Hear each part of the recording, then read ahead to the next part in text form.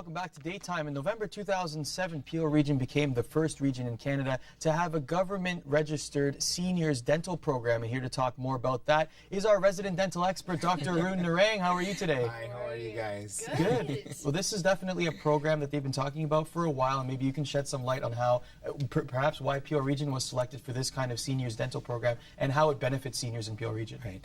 Well, I think, again, because the program really came into effect around middle of November. It's relatively new, just mid-November of 2008, so it's relatively new.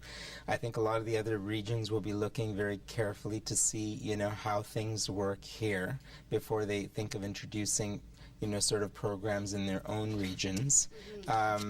It's again, I think we were fortunate enough to get it because of the politicians probably pressed for some, money to channel in that direction of dental care for seniors, some sort of dental aid for seniors. So we're lucky that at least there's something in place. And, it's a work in progress, so I'm sure there's going to be imperfections and things that need to be modified and changed in the program, but at least something's there.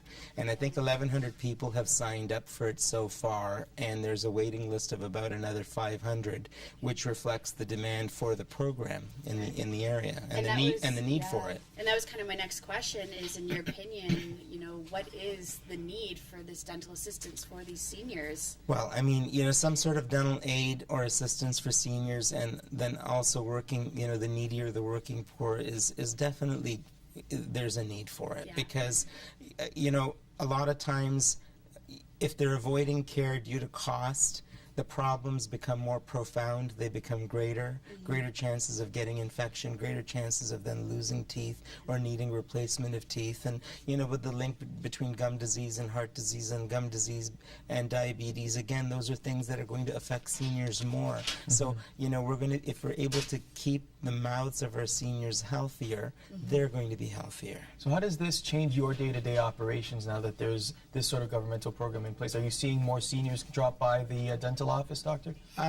So, I mean, again, we do have seniors that, obviously are in our practice. There's about 40, I think, offices or more that have opted to treat the seniors through this program in the region of Peel.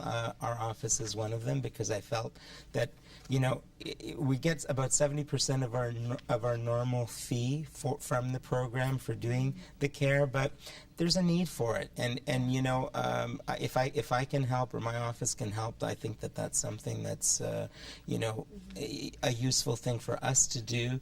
And a lot of times we do pro bono care. We do free care for sometimes the needy seniors of our own patients. Because what are you going to do if there's sometimes a financial hardship or a need? We're not going to turn people away. So I think it's good that there's something in place, and if they can continue to refine it or improve it, that'll be better.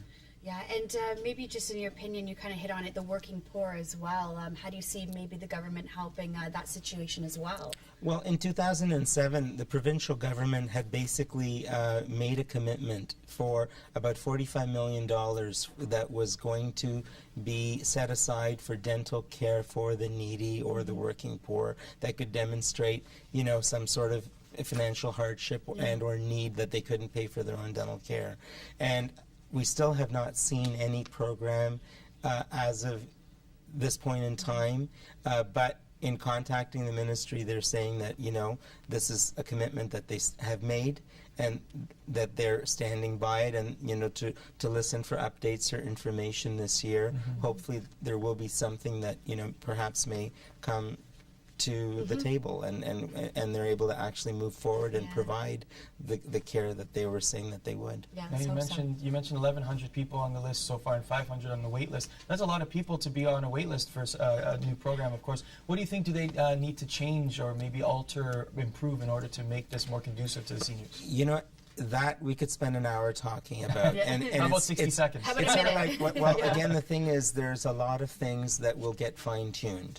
And I don't think that's necessarily the purpose of our discussion, like they're offering certain things that may be too rich for the program to offer, but who knows? I guess time will tell. You know, and I know that with the demand that they're having, there's going to be need for more funding, which I believe it's going to go back to council, and then if they need more funding for the program, they'll hopefully allocate more funding for the program. But we'll see what happens. Yeah. You're one of the offices that do partake in this program, so seniors can Yes. definitely check out Yes. www.smilebydesign.com. Our resident dental expert, Dr. Arun Narang, shows up every once in a while. We're happy to have him. We'll be back here on Daytime. Stick around.